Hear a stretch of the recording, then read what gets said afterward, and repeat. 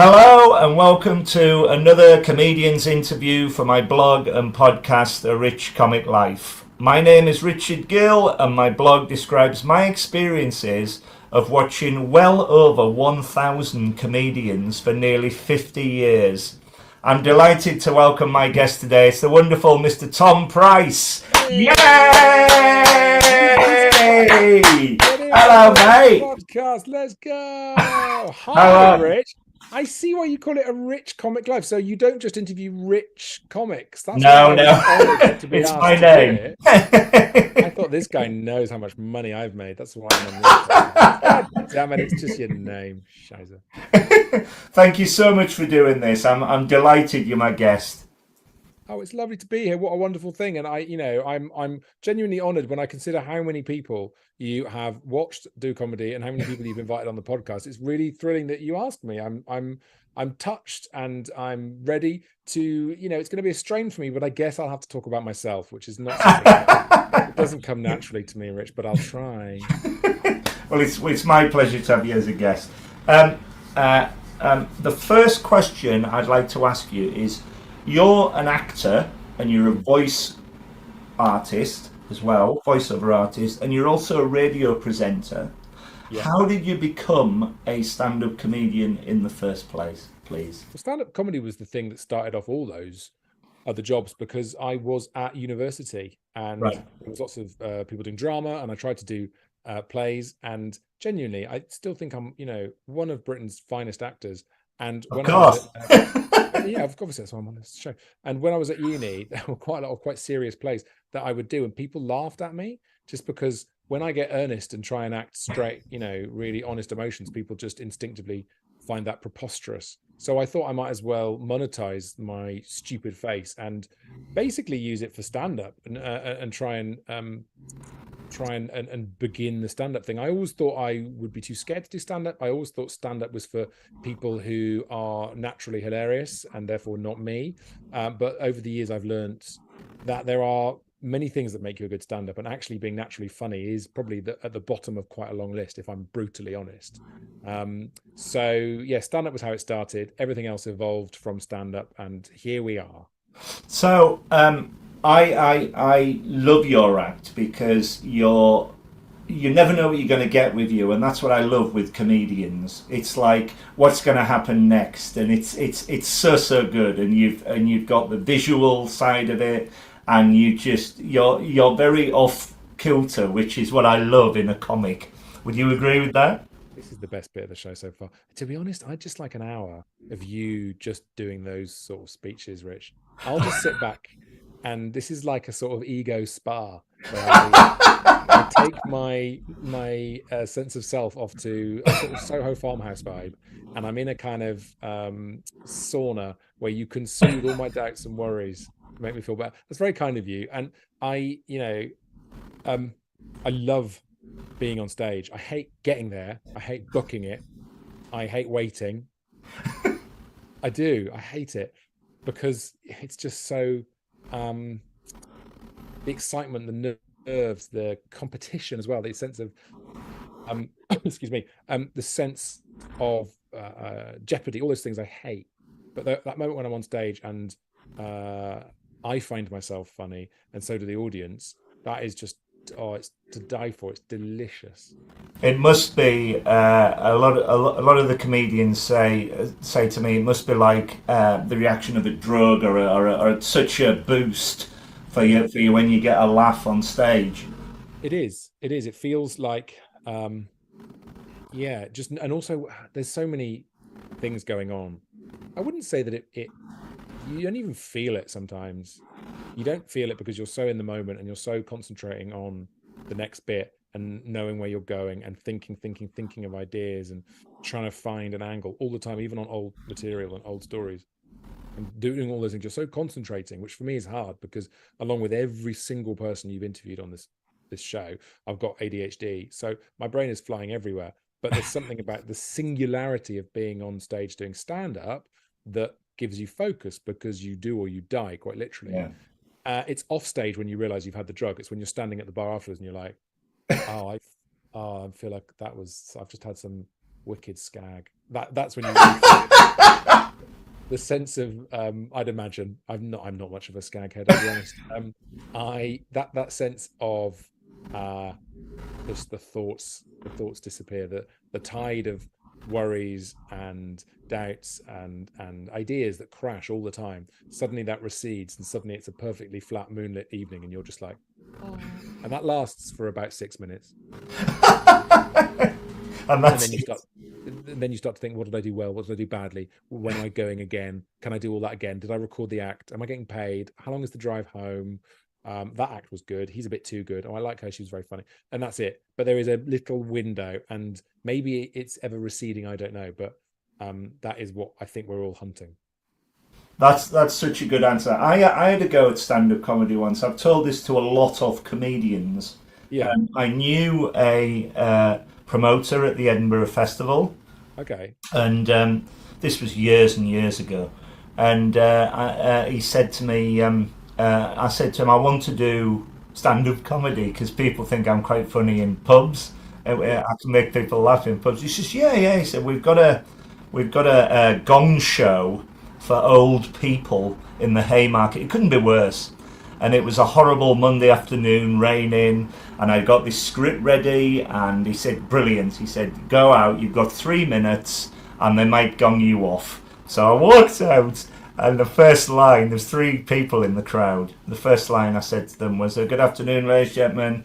People think I look like Eddie the Eagle Edwards, the ski jumper, but I can't see the resemblance myself. And of course, I'm his double. And one old fella at the back just went, fuck off, and come off. And I walked up to my own footsteps, and the promoter said, have another go. I said, no, I think my calling's in the audience. I am so sorry, Rich. It is lovely to see you again. I regret it. I was having a bad day.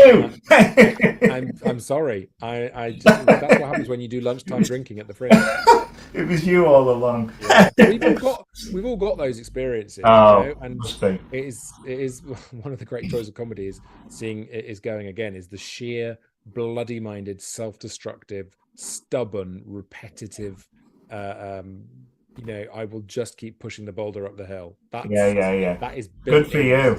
Thing. Well, yeah, good and bad. It has bad moments as well, but when it works, it's a great feeling.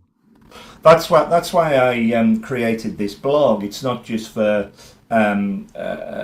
popular comedians. It's for new comedians as well, starting up and giving them a push and giving them the support. It's such a unique idea because I don't think anybody's done it from an audience point of view, and that's why I did just write about all my experiences. Yeah, it's a fantastic idea, and it's part of there is being a comic in Britain, you are surrounded by a support network of experience, whether it's other acts, whether it's promoters, TV people. There is a real sense of community about it, and so having someone who represents the audience as well in that way is just a fabulous idea. It makes perfect sense, and I really hope people thinking about doing stand-up will take stuff from it, because the thing I'm always baffled about, the thing that confuses me most about stand-up more than anything else is that must be the hardest job in the world thing. When people say that to me, I'm like, no, only if you're trying to be funny. If you're just going out there and expressing your weird brain, and that happens to be funny, that's not hard. That's just what I have to do. That's the compulsion. But it's true, isn't it? It's this thing of, well, yeah, it's hard if I'm trying to be funny, but it's not hard if I go out and just keep throwing my brain at people until it becomes funny. That's a completely different thing. That's very true. It's very true. So when you started out, what sort of year was this? 1999 was when I started doing stand-up at uni. I remember my first ever gig, I was on doing a 5-spot after Spencer Brown and before Dan Antopolsky. Oh my God, fantastic. What a bill. And Dan Antopolsky came up to me just as I was about to be brought on. Dan Antopolsky said, just remember, this is the most important thing you've ever done in your life. Everything up to this moment. That's fantastic. Nothing matters more than this. And he just kept doing, and I was like, oh yeah, I see the point you're making. And it was So what did you begin by doing, like 5-minute spots in pubs and taking friends along, or was that how you got in through the pub route? Yeah, well, when I moved to London, yeah, definitely the open sport route. the we didn't really take friends along then. There wasn't much of that Yeah. going on. There was a bit of it. There were a couple of gigs where you'd have to pay. You could pay to go on, but that was kind of frowned upon. I think it still is now, really. But there were just loads of open nights everywhere. The circuit, I think, and it still is, was absolutely huge. And then the thing that everyone kept saying was run your own gig. So I got in with Lizzie Roper and Stan Stanley, and we ran a Oh, gig. brilliant. Yeah, Loonies at the Asylum every Tuesday nights. It was great. And I did, that was quite formative actually, because I did lots there. I met loads of people. I died on my hole several times. That was the one which Avalon came to watch me at, and I nearly got the Comedy Zone, which was such a big kind of jewel in the crown for young up and coming comedians every year. That was the moment where I, watched the single best stand-up performance I've ever seen, which was Julia Morris. So just amazing. So loads and loads of great people, loads of good and very bad experiences all happened there, and I earned about £6 in 3 years. It's all about the experience. That's what I tell them. I imagine it's all about the experience. I think you've got to experience the bad gigs to become a better comedian. Would you agree with that? Yeah, and that's something I'm still really struggling with. Right. I spent years and years. I spent too long with a bulletproof 20 and just sort of running it into the ground and just not really enjoying it and not taking any Yeah. risks and never wanting to die because it was so important to earn the money and do the gig. And that was a mistake. And since I've come back to stand up in the last couple of years, I have literally gone to gigs and thought, yeah, there's a good chance this stinks. And that's fine if this stinks, which is hard to do, really, really hard to do, to park your pride and just go, Yes, I can imagine. Yeah. Yeah. it's really hard, and Yeah. to just stand there and hope for the best. But it's brought out some of the best bits of stand-up I've ever done, because I'm finally, God, this is how long it takes, I've finally cracked that sense of jumping out of a plane now, and you've got to commit to it. What I would always do, I can remember it so clearly, going along to these gigs and standing with new material and looking at the audience and just thinking, no, this is not going to work, and really convincing myself on a cellular level that I was the single worst thing to happen to British comedy since Jim Davidson. And Wow. so I'd go on stage and just do the greatest hits, and that would always do all right. That would do quite well. And you'd be stuck in this cycle. And I think that's something I would say to anyone who's just starting out: avoid. Go and die. Go and stink. Be crap. Go Yeah, and be yeah. crap. Yeah. Yeah, it's interesting because going in using the pub route where you take friends along. I'm normally the friend with my infectious laugh, so I go to about 5 or 6 gigs at the start with a lot of comedians, and by the time I'm on my 6th gig, I've heard their 5 minutes and I know exactly where to put the laughs. You're very important. You give, because it's your laugh that gives the audience permission to laugh. It's your laugh that shows the audience where we're going here, guys. It is. And I can't tell you how many gigs there has been one laugher like a Rich, and you sit there and people think, oh, who's that guy or whatever, and he's laughing. By the end of the gig, they're all laughing because he is the early adopter. He is the alpha. It's really have a gig without that person and you'll die on your ass. It's interesting because I never heckle. We're not there to hear hecklers. We're there to hear acts. But if you're not funny, I'll sit there in silence. I'll be like very polite, but I'll be like, I'd rather you told me to fuck off. and then why is he not laughing? Why is... Oh my God, hang on, just looking at him. Oh no, Rich isn't laughing. Oh God. That's So horrifying. when you're on stage, what do you like to talk about on stage? Do you have any specific themes or anything like that? I think I will talk about anything that I want to, because that's the great thing about stand-up, right? Yeah. Literally anything I want to. I've got my notes app, and I will write down the things that make me laugh, whether it's a stupid observation about a WhatsApp group for an orgy and someone doing the admin for that, or whether it's honest stuff about, trying to work out which is my least favorite child, or, just like, I just, stuff that relates to me, definitely. Yeah.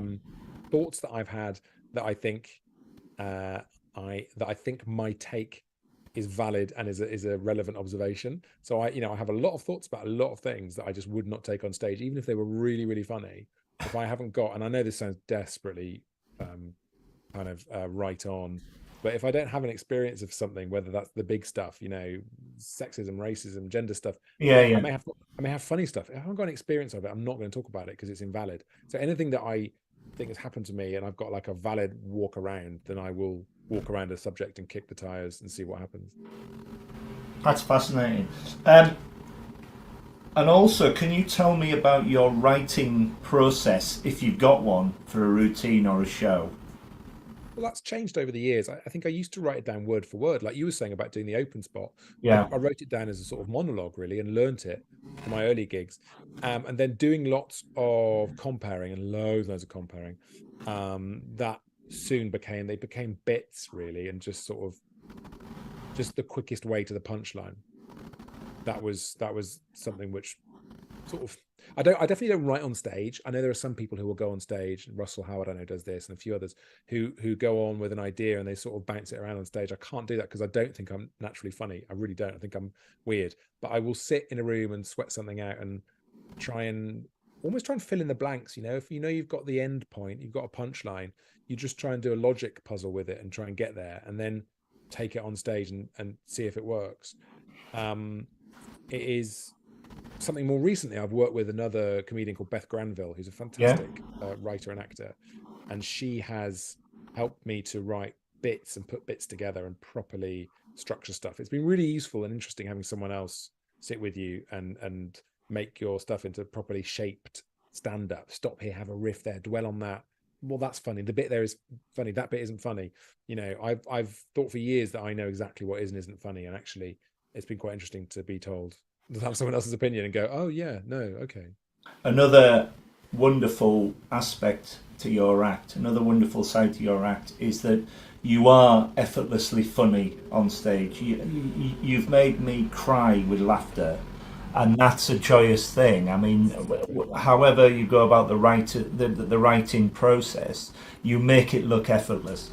So well done, and thank you for all you do. I think, but that's what I mean about, like, I just love the act of being on stage and showing off. That is in all of us comics. The 5-year-old, doing a stupid dance at Christmas. It is that desire to make that room laugh. And I mean, I honestly can't think in all my years of any moment where I've been on stage and just thought, I really have to get out of here. Maybe Chatham. Dickens, any particular reason? It was just a horrible night. But I'm sure that was the one. I'm sure it was a lovely part of the world. But no, even when I'm dying, part of me will always be like, "This is great. This is funny. This is stupid. What am I doing?" Like, I love that mischievous. I think mischief is yeah. Have you ever played my home city, Carlisle? Are you from Carlisle? No, I haven't played Carlisle. One of my closest friends is from Carlisle, Mark. Oh wow! You probably know Mark. But it's a great town. Are there many gigs? It is. They've got the old fire station up there, and myself and my brother were having obviously a very tough time because we lost my mum just before lockdown before coronavirus. But Right. when we were there, we were having really awful days. My brother said, "Go and see your comedy." At the old fire station. So I would go, and I've seen a few people there. But the Noise Next Door, of all people, were playing, the 4 great sketch group. And I went along, and I'm sitting there really low with my pint of beer in my hand, and they're sitting at the back. I'm normally at the front, and I'm really low. And they bound on, and they went, "Hello, Carlisle, can anybody tell me anything good about Carlisle for a song?" And somebody yelled out, "Carlisle United." And then they went, "Can somebody tell me anything bad about Carlisle?" And some bastard yelled out, "Richard Gill." And they went, "Oh my God, is he here? He should be in London." And I'm like, "Oh God." And the next thing I'm on stage singing with them. Oh, that's brilliant. So it's a wonderful memory. It's the community and the sort of, even the most, even the most opposite of Noise Next Door type comic. Yeah, Even the yeah, comic that goes on with the "I hate you and I don't want to be yeah, with you." yeah. Even he or she loves you really. Of course. Even The they, no fact, matter how yeah, gnarly they look, they love it. yeah. And you might get people who are jaded, but that's the exception. Broadly, people just love being there. It's ridiculous. It's a ridiculous thing to do for money. I mean, it's But ridiculous. but it's such a joyous thing. What's not to love about it, you know? So I can understand why people get up on stage and have a go and do it, Yes. and because going there, I look forward to. If your name's on a bill, I know I'm going to have a good time, even if you have a bad gig. It's Mm. that's where we are, and that's how I approach who I'm going to go and see at a gig. Yeah, yeah. Well, that's It's lovely to hear. And yeah, it is, it's one of the regrets I have about stand up, and because I'm not doing much at the moment, and I will when I get the right window in my life again, I will start doing more of it. yeah, great. Is built, and I got to a point where I was doing it, and then I backed away because TV and radio stuff came along, and I got distracted. But that getting that tribe of fans together is a real something I'd love to have done more of, because that is a, I'm very, very impressed and in awe of comics who have a proper following, because that's great that people can think, I want to come and see this person again. It's been a year and I want to know where they're at and what they've got for me. And to have that would be the ultimate privilege as a performer, I think. Well, again with the blog, I write down every single gig I've seen for every particular comedian, so it's building up really an archive of Nice. like an encyclopedia. It's an enormous, wonderful thing, and I'm thinking, oh God, yeah, I saw Alan Davis in 1990 as an example, and Amazing. When did you start doing this? What year was your first gig? my first ever gig would be 1977 on a family holiday, and we went to see Les Dawson, Oh and wow. which was incredible. And then a year later, I saw Tommy Cooper, Oh wow. and I'm very interested. I always write lists down of everything, so films, theatre, music, concerts, and of course comedy. And I built up this spreadsheet, and I thought comedy's the one because I don't think it's been done before, and that's how it took off.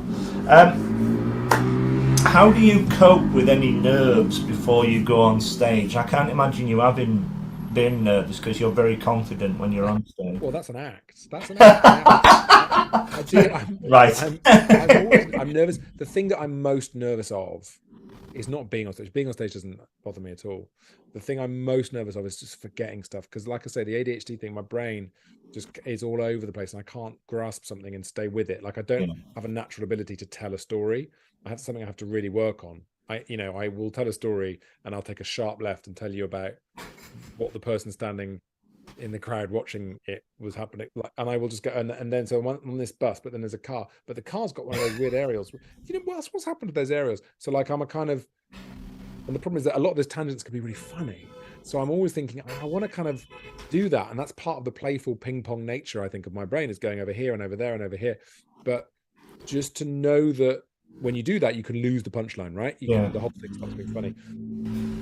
So that is my fear. The thing that makes me nervous is not getting to the end and screwing up lines that I'm really proud of. Because when you arrive at a gig, like when I saw you last, and it was an incredible bill, like Harry Hill was on, Bish was on, Jade Adams was on, and I was really like, God, these are really good people.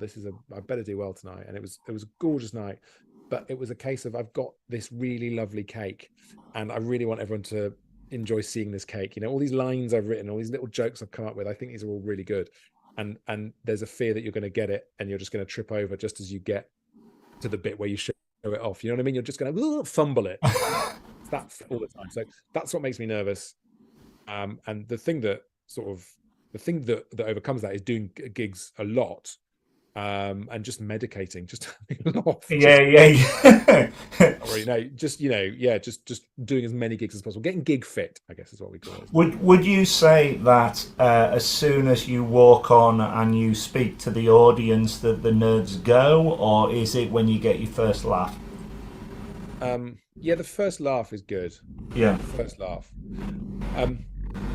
No, I don't know. I think it's when you go on and you sort of put a few faces at people and you see them all smiling, and you think this is going to be fine. And gosh, talking about this is making me like, oh, I really need to do a gig. I haven't done a gig for about 3 or 4 months now. I need to go and do a stand-up gig. But yeah, when you've got the first laugh, you do stop being nervous. But then there's the thing of, well, I've got a laugh for an old bit of material. So that's like, what I need is to get a laugh for a bit, a new set piece thing, I've got a new bit. It's all about new. You've got to be constantly putting new stuff out there. So Original that's and new, innit? Yeah, yeah. And if a good new bit goes well, then I'm like, that's it. I'm immune. I'm bulletproof. I'm immune. That's better than winning the lottery. That's better than the moment my kids were born. Way better than the moment my kids were born. A funny bit. Oh, brilliant. And moving on from that, how do you remember all your routines? Do you make notes? Do you write things down on your hands? How do you do it? I sort of do a combination of all of them. Sometimes I hold my iPad up if I'm doing a new material night, and I will make someone sitting in the front row hold my iPad up, and then I'll just bully them and shout at them for not holding it in the right way. And I just like, I like getting the audience involved. So if I'm not doing that, I will, well, anything really. Lots of different ways. You can write it down word for word. I can write it on my hand sometimes. And often I'll write it on my hand and then not look at it once. But it's a thing of sort of knowing it's there makes you feel okay-ish. So let's move on. All right. You've appeared in various roles on TV, most notably as PC Andy Davidson in the Doctor Who spin-off Torchwood. Please describe the experience, and how does the approach to acting differ from the approach to stand-up comedy? Well, that's a big question. It depends. The experience of acting on a set isn't really. It depends which show you're doing. Some shows are low budget, under pressure, tired, long hours, and everyone really has to knuckle down and not mess around. And sometimes, often the bigger budget shows, you can mess around a bit because you'll be so well looked after as a performer. You get to just sit and chill, which is the best shows in a way, because you can just kind of keep that headspace fresh and bouncy, which is the sort of stand-up headspace, feeling very spontaneous and in the moment. So that's one thing. I would say that the thing that doing stand-up has taught me when it comes to being on a set is to concentrate for the moment, make sure you really tune everything else out and have that moment where you are aiming whether it's your comedy or your acting, whatever it is, and just really making sure that happens.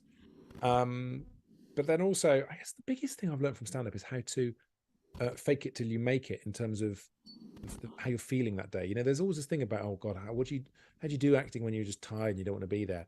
And the thing about doing stand-up is I've on so many occasions I've gone to gigs, I've done studio warm-up where I haven't slept because the babies have been annoying, or just tired and haven't been eating well. I've just driven for 9 hours. And the thing about stand-up is it gives you no choice. The people of Exeter don't care about how much sleep you got last night, which they should do, really, considering the garbage you're about to spill out of your mouth. They have got a vested interest that you're well rested, but they don't care. You have to think, well, I am here in wherever, Leeds, and these people have paid loads of money to watch someone be funny for 20 minutes. So turn it on, mate. Turn it on. And what you do is fundamentally, great, and you're very lucky and privileged, but you're not saving lives. Just get on with it. And I think that is a big thing when you see other comics on set. They have a real kind of no nonsense. Yeah, it is what it is. This is fine. You kind of learn to respect an audience and know that the audience is boss. Whereas I think I would suggest, with respect, that some actors feel like they don't have that much connection with an audience, so you can start to believe the hype on set. And doing gigs to a live audience will burst any bubble that fame and fortune may bring you. It's interesting because the most creative thing I ever did, other than write this blog, was write a play. And Oh yeah. I appeared in it, me and my mate, and we put it on for Comic Relief. Oh And great. it was we raised a lot of money. It was basically about me coming down from Carlisle to London. I've got a very successful girlfriend, and I never had an interview. So it's called The Applicant, and I was completely clueless, and it was me sitting in the waiting room looking at the audience terrified and telling them all about my life, and then my friend who's very good at mimicry and impersonations did all the played all the interviewers. So I Amazing. wrote all these monologues about this character's life, and when I ran out on the first night, I completely forgot the monologue, and I was like a rabbit in headlights. I'm just like, Yeah, I want to go home. yeah, yeah. I As mean, soon as he and ran on, my that friend it was like perfect. you're okay. But Yeah, that's really interesting, is that you learn to accept that you can't go home. You are yeah, stuck on stage. You've got to yeah, do yeah. it. You have to do it. And that is um that is what happens when you go and do acting, whether it's on stage or on telly. There is a moment where you've got to do it. Mm, All the faffing and being driven to set and being paid very nicely, and with Torchwood, lucky enough to be flown out to LA, yeah, all of that stuff is meaningless. Who cares that you got 2 days in a really nice swimming in a really nice pool? You need to know. Like, I had a long monologue that I had to perform in front of a computer, and I had not learnt it properly because I'd been distracted by all the nonsense, and that's all flim flam. And there's something about the core kind of stand-up psyche that knows when it comes down to it, mate. It is just you are eye to eye with an audience who you've got to entertain. So that has been very helpful. I had another example where I was at Edinburgh, and myself and a friend who's a journalist had to review the show, and there was us two and another person in the front and sitting in the front row. The comedian bounded on, "Hello, everybody, welcome." Oh, there's only three of you here. Let me buy you a drink and let's just call it a night. The bloke in the front row went, "No, I've paid my £6. I want the hour." He had to do Wow. it. The show Oh must go God. on. Oh God. Well, yeah, the show must go on, exactly. And he's right. He's right, because all Unbelievable. comics, Um, all comics have had the opportunity would love to bounce. how have you found online gigs as opposed to live gigs? Have you done any of them? Never done a single online gig, Rich. I haven't done any of them. I haven't been asked to do any, which is fine. I think I would find that, an online gig for me is trying to keep my mum entertained when I speak to her, and that's exhausting. And I do not get paid enough for that I yet, but there is I a big um payday coming. I'm in two minds about them. Certainly during the pandemic, they were a godsend Of because course.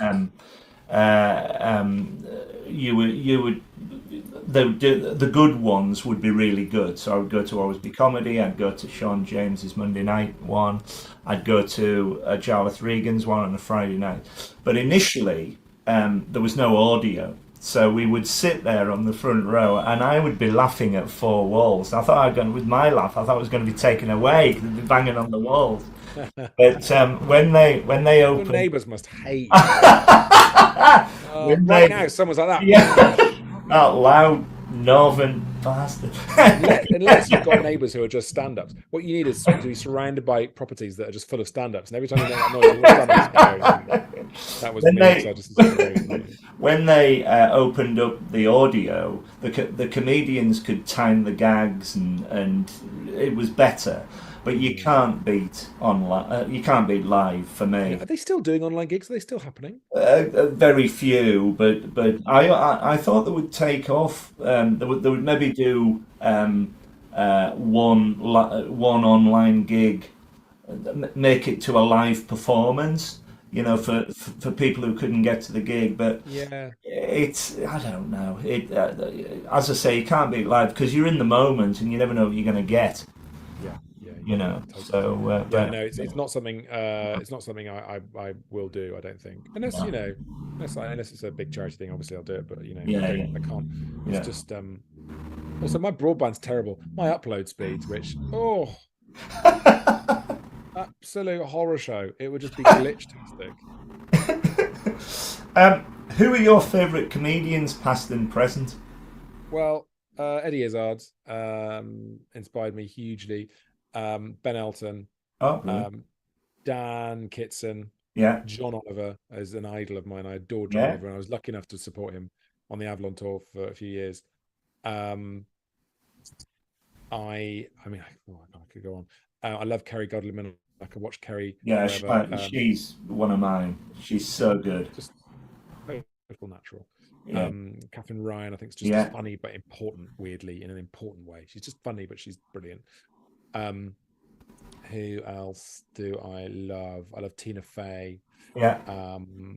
I think Lee Mack is a genius. None of these are all very obvious, aren't they? Really. But yeah, I think that Bridget Christie. Yeah. Just over the years watching.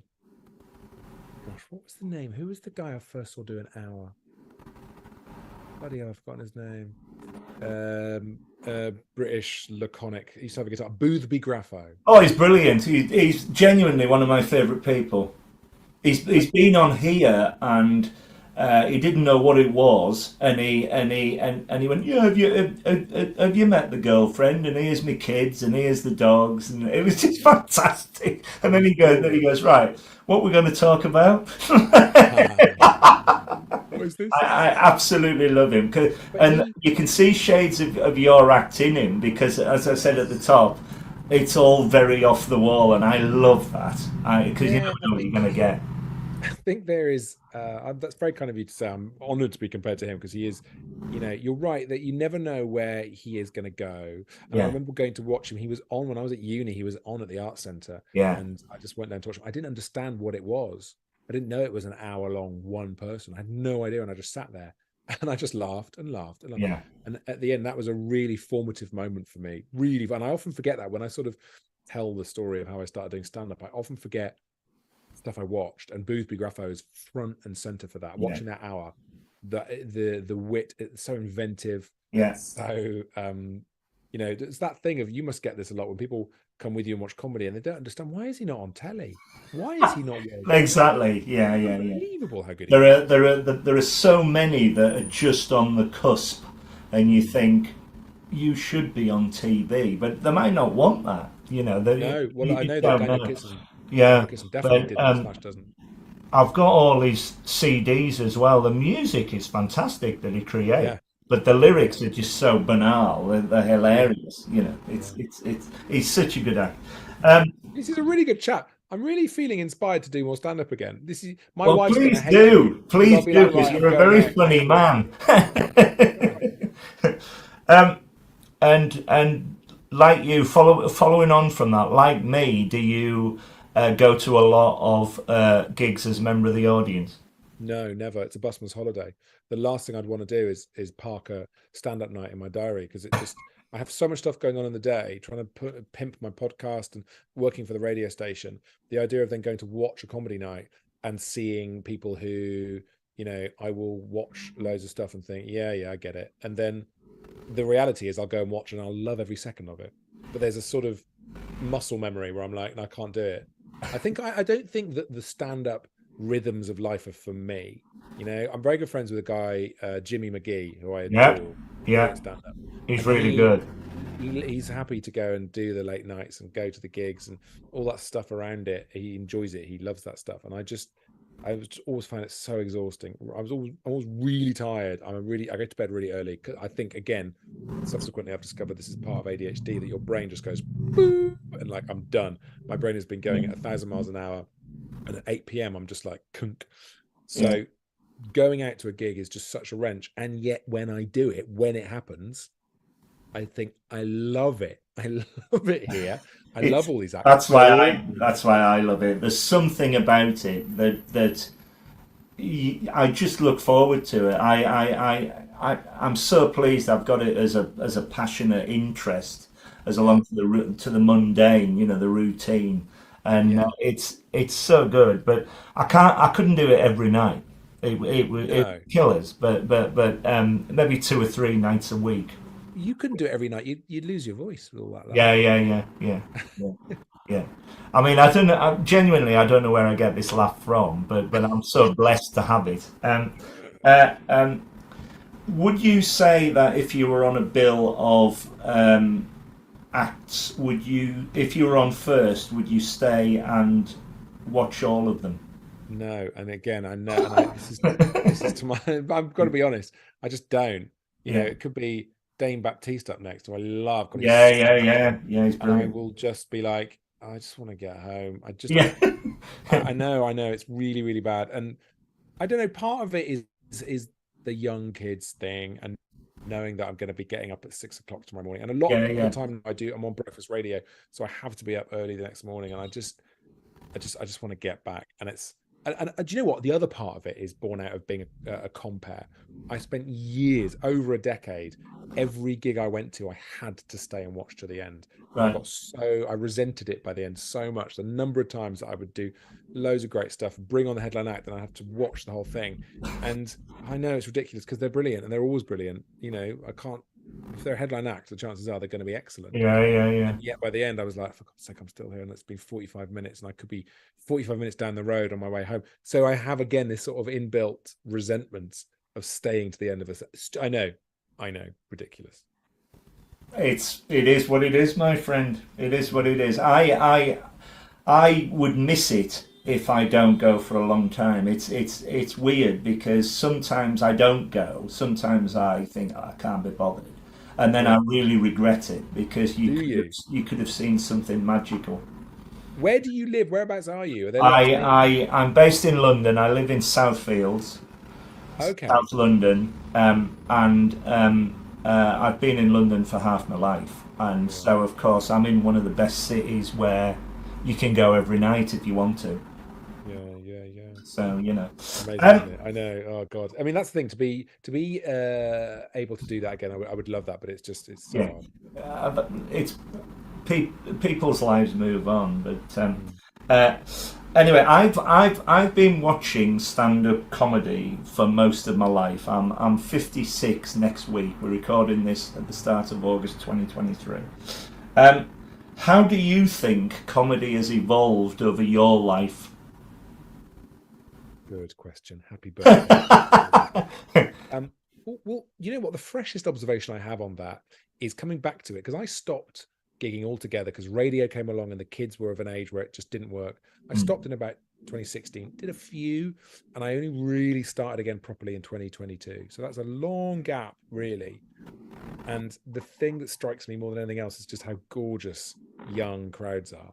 Like, I don't know if you've noticed this as well, but when I was young myself, when I was in my 20s, I didn't feel the support from a crowd. I often felt it was adversarial, and it was a come on then, mate, let's see what you've got.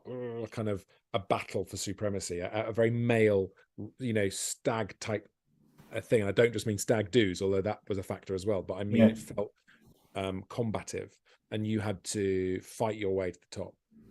And these gigs that I'm doing now, this generation who will often form the bulk of an audience who go out and watch a cheap comedy night in the midweeks, which is where I go and do new material now, feel open-hearted. They feel really positive. They feel really supportive in a way that I just haven't experienced before. And that's why I get so mad when people say, "Oh, someone said to me, someone I know who's pretty, uh, um, quite a bit of a GB News fan, said to me, "Oh, but how's gigging now? But you can't say anything." I'm like, I absolutely can. I can say what I like. This idea that they put out there that you're somehow restricted in what you can say on stage, it's nonsense. But an audience is going to tell you whether or not it's funny. yeah, And so you can pretty much say anything, yeah, but as yeah, long as yeah. the jokes are right and the jokes work, you can use laughter as a way to talk about anything. Like, it's amazing how much freedom you still have, more than ever, to go on and an audience will come with you on stuff. If I had gone on stage and talked about my ADHD, this is what it feels like anyway. If I talked about my ADHD, in my 20s, people would have crossed their arms and not given me any support. Would have just expected some obvious jokes about squirrel. They'd have expected that sort of stuff. Whereas now you go on and say, well, look, this is how it works, and this is my experience of it, and this is the medication, and people are into it and they get a whole different side of it, and it just feels like a conversation rather than a duel somehow. That's such a good answer. Such a good Do you answer. feel that as well? Have you noticed Very this with much us? so. Yeah. With me, I was thinking when you were saying the answer that with me, for years I would sit at the back of an audience. I would hate sitting on a front row Yeah. because I thought my laugh would carry. My confidence was not very good. And then about 10 years ago, I thought, stuff this, I'm going to the front. And I've never Yeah. looked back. I've never looked back because the comedians are, if folk who never go to comedy come with me, they're terrified because they think, oh, the comedians are just going to go and have a go. But they're not. They're just human. No. They just want to have a chat with you. And Yeah. so you get like the likes of Josh Widdicombe coming on going, hello, Rich, how long have you been wearing glasses for? Because I've got to start wearing them. And it's like, fucking hell, it's Josh Widdicombe. But he's become a very good friend of mine. And now I sometimes sit in the audiences of The Last Leg. And Brilliant. just before they start recording, they go, oh my God, it's Rich, he's the greatest audience member in the world. And that's lovely, you know. And so the reward for me is the recognition, I suppose, Yeah. for all the. It's not work; it's my passion for doing this. But it works both ways because everybody's supportive of it, and that's the wonderful thing. I'm going to the Edinburgh Festival in August again, and I went last year, and it was amazing through the success of this because the comedians were coming up to me, and I normally run up and say, "Can I have a photograph, please?" And then Oh, because they're all so too big, nice. they were coming up to me, and it's like that's the magic. That's why I do it. You know, the reason why I do it. Oh, it's Um, lovely. I've much enjoyed talking to you as well. You've been a fantastic guest. It's been so good. Um, Thank you, Rich. It's been such a pleasure. Thank you for thinking of me. I'm really Oh, glad my we could make it friend, work. you and please never think of giving up the comedy because you're a very funny man. You always were. Oh, that's really kind of you. Oh my God, I'm going to burst into tears. I think we should schedule this for once a week, please. You should start with this. Richard's therapy. Yeah, really perfect. Just before we go, is there anything else you'd like to mention? You say you've got a podcast which I listen to. Please mention that. Where Yes, that would people be can be found great. on social media. Yeah. You can find me. I think Instagram is where I'm doing my best gurning at the moment. At the Price Tom, and do have a listen to My Mate Bought a Toaster. It's a podcast where I interview people via their Amazon purchase history. So today I recorded, and by the time you're watching this, this will have been out for ages. But I've just recorded an episode with John Robbins, which was fab 2 hours today. I spent Wow, that's talking through brilliant. John Robbins' Amazon purchase history. So forgive me, my voice is a bit raw, but it's been a long old day, and it's been a blooming lovely one as well. Well, I've been honoured to talk to you. I really have, and thank you so much for your time. Thanks, Rich. You're a superstar. Keep doing what you're doing, please. I will do, my friend. I'm going to do it until I drop. Good man. We like to hear. Just don't do an audience Tommy Cooper at my gig. No, God, no. All the best to you, and thank you so much for your time. Thank you. Cheers, Rich. That was so much fun. Thanks, love. Cheers. Thank you. Bye now. Bye.